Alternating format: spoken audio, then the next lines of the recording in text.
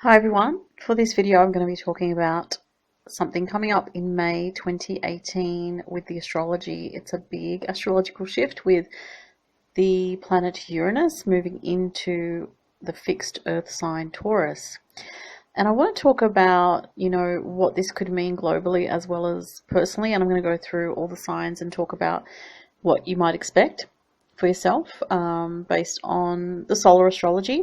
But if you know your chart, look at May 15th and have a look at where the transit in Uranus is going to be moving through your chart. In particular, what house, and you also want to look at aspects. If you need the help of an astrologer, you can contact me and I can talk to you about what you might be looking at potentially with this transit. So Uranus in Taurus technically starts May 15th, 2018, as I said. And it actually will move back out of Taurus and return into Aries, and then to move back into Taurus again permanently, well, for the next 7 years. And that will happen from March 6th, 2019, where it will start back at the 0 degree point in Taurus. So Uranus brings shakeups, and every planet in astrology has its lower vibration and a higher vibration. The thing is, though, Uranus is actually in the position of fall in Taurus based on traditional Western astrology. So, if we look back historically, we can see that the last time Uranus was in Taurus was in the Great Depression and also World War II. But, and those things obviously being very difficult collectively, globally. But that said, this time around, other planets will be in different signs, so the effects will also be different. This time around, Uranus in Taurus is going to be trining with Saturn in Capricorn and trining with Pluto in Capricorn as well. So there will still be changes, which Uranus always, as I said, always brings changes. But I would say, based on the fact that, Uranus is in an earth sign and so are those big outer planets, Saturn and Pluto. I should say powerful, because Pluto is more powerful, whereas Saturn's heavier. Because it's working in harmony, because Uranus is working in harmony with those other planets, I think what potentially is going to happen is that the shifts and the changes, the big changes that happen, are going to be not so much repeating the negative patterns of the past, but more breaking through to ultimately create some form of liberation. Now, in the meantime, it may still be difficult because Uranus is in fall in Taurus. So we may have issues collectively with the thinning of resources of the earth. There could be issues with, as I've said in other videos that I've done. Sorry about that. There was a train in the background. There could be issues with agriculture, with quality of food. These days we have so much processed food and so much food that's treated to heavy chemical sprays and antibiotics and all these types of things that are really affecting human health. So it's almost like trying to find or get back to real health, because Uranus is also about awakening. So I'll give you some keywords. Just want to throw some keywords out there so that you can think about it yourself. Uranus is about liberation. It's about freedom, which is really the same thing as liberation, but truth as well. Truth is very important. Awakening, and opening the mind to greater possibilities. Uranus is also the shock of the new, like unexpected developments, things that really come out of the blue. And it can also relate to, obviously, technology and advancements in technology as well. Uranus on its dark side has a perversion to it, has a coldness to it, has a sort of disconnection from, emotion. But that's on, a real low vibration of Uranus. Other factors relate to the age of Aquarius and Aquarian energy, new paradigms, new developments, and new upgrades to things. Physical, being that it's in Taurus, it could mean that, physical aspects of life are upgraded.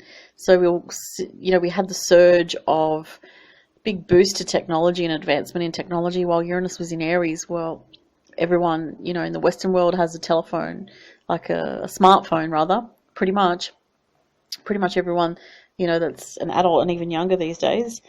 And now, you know, it's sort of like Aries was the individual, so every individual having technology, Uranus in Aries.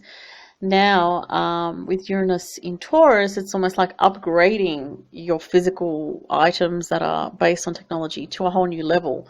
So that could relate to robotics, but I really see that Uranus in Gemini, which is, you know, after this 7-year period, will be the next a whole new level to do with technology on a whole different, it's going to be a whole different ball game by the time Uranus is in Gemini. But I think, you know, Uranus in Taurus is going to be like that indulgence in technology in your home, making things easier to get things done.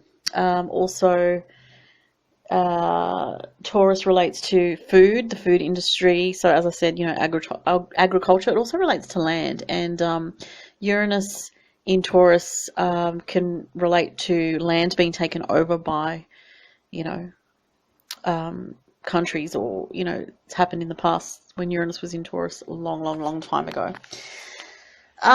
So, you know, there can be issues to do with Indigenous peoples, land issues, land rights, also land changes, sudden changes with land. Like I just heard something recently that this could be an example. Indonesia, the land in Indonesia is apparently sinking 10 centimeters a year because of something to do with their it's very much like there's a lot of concrete on their land. So and they use underwell aquifers, and the water's getting used up, so each time they use it, it sort of somehow is affecting the earth, and it's pulling it down. So it's not that the sea level is rising, it's actually that their land is sinking. So issues like that. Also earthquakes, I'd say, because Uranus in Taurus, sudden shocks, and Uranus relates to, as I said before, sudden developments, shocks, abrupt changes, and being in an earth sign Taurus, abrupt earth changes, and especially with Saturn in Capricorn. Also the money and banking industry, all that sort of stuff is going to be changing in some way. Probably go to a cashless society, possibly, or tending, you know, heading towards that quite strongly in the next 7-year period, I would speculate. And also big changes with banks, banking, but in general, you know, with these planets in the signs that they're in, especially with Saturn in Capricorn and Pluto in Capricorn, fundamental shifts in the status quo, in the way that things have operated for a long time. There's going to be big changes. So that's what I see. Uranus in Taurus is really changing the foundation, which is Taurus being the foundation of our earthly lives, of our day-to-day lives. There could be problems with things like the material side of life for people, and more so not just in poorer countries, but even in Western countries. So issues with money, banking, debt, credit, all that sort of stuff. And I'm just thinking there's a lot more to it.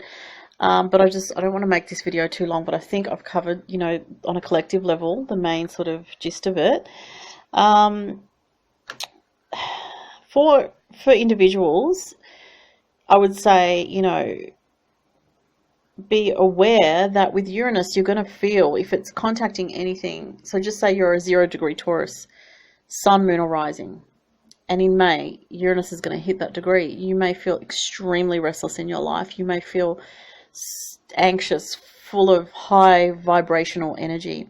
Thing is, I do feel that Uranus comes along to sort of, especially in Taurus, to change our DNA on some level. It can be almost a painful and maybe psychologically painful process. And you may even feel strange sensations physically, because Taurus rules the 5 senses. But Uranus in Taurus is going to shake things up internally for you. What I would say is, if you're having the transit, so as I made that example, Uranus conjunct Sun, Moon, or Rising, just wait it out. If you feel that you're sort of doing anything that's too radical, that's too out of character for you, and you're sort of questioning yourself, you know, because you might act out of character with Uranus in Taurus, and you may be even upsetting yourself and other people in the process. So just be very mindful of listening to your intuition, not just reacting against things. So that's one thing. Again, I say these things because Uranus in Taurus is in fall, so we can sort of tend to act out and then regret it later.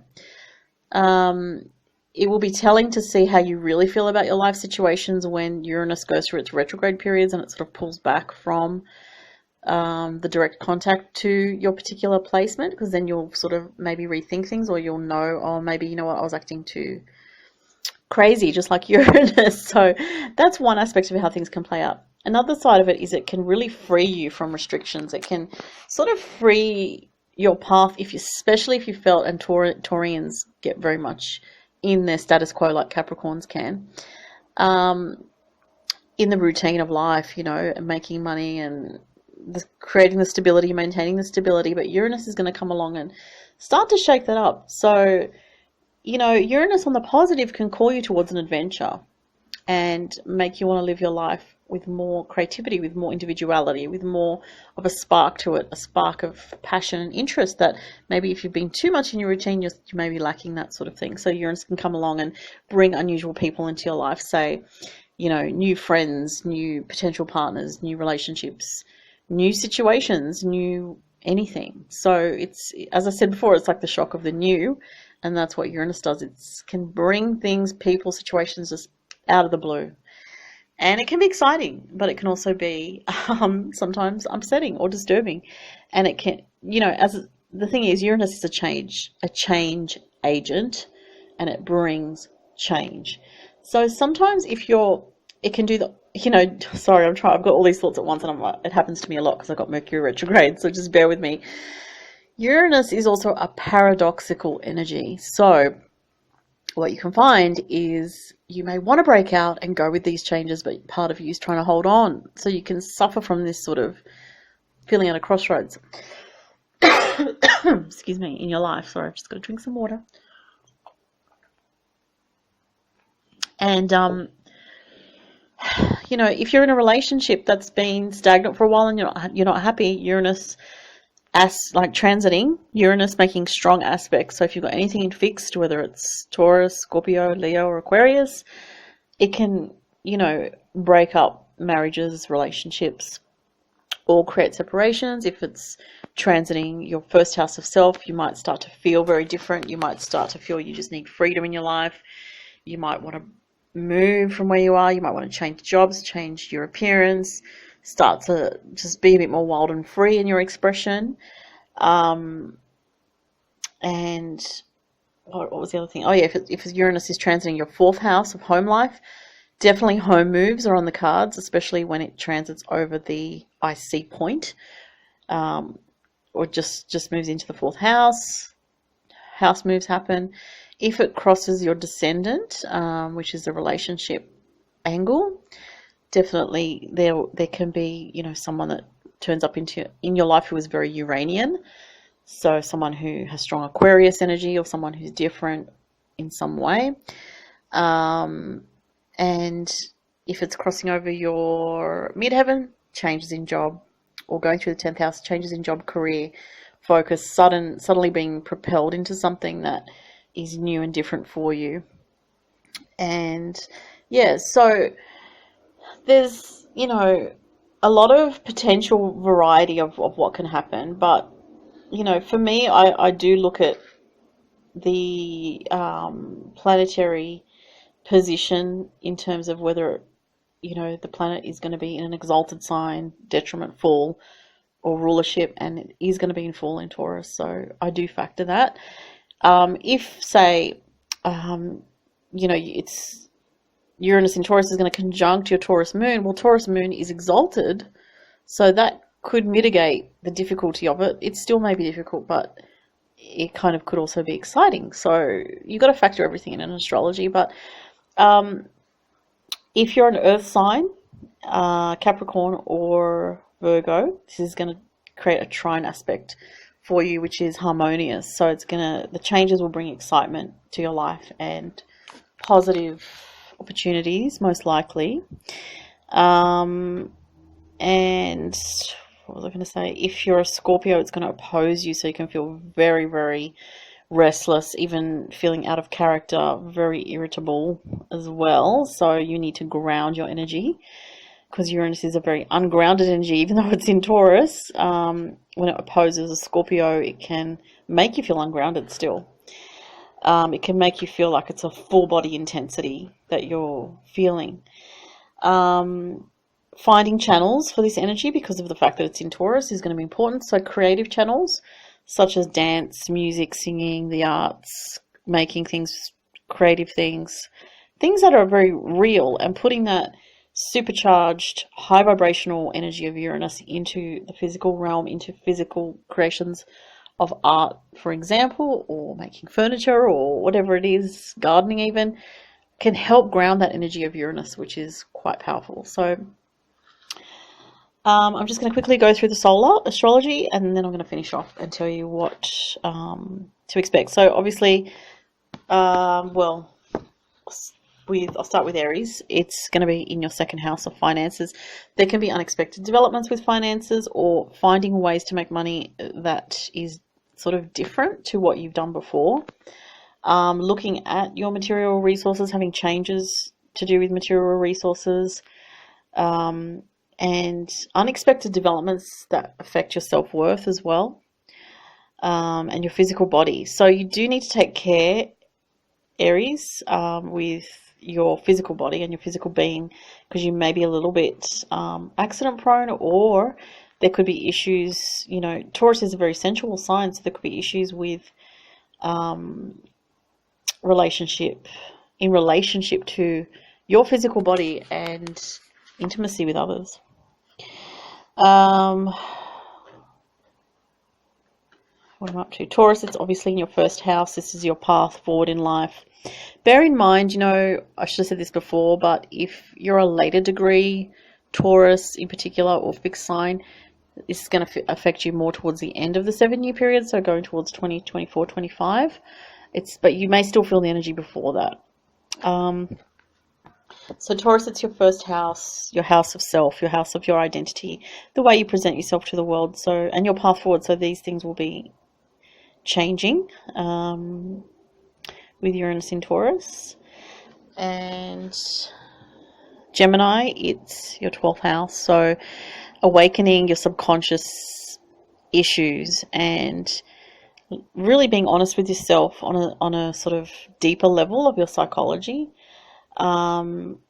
Breaking through old subconscious habits that have kept you stuck in the past and kept you away from the things that you want to manifest, Gemini.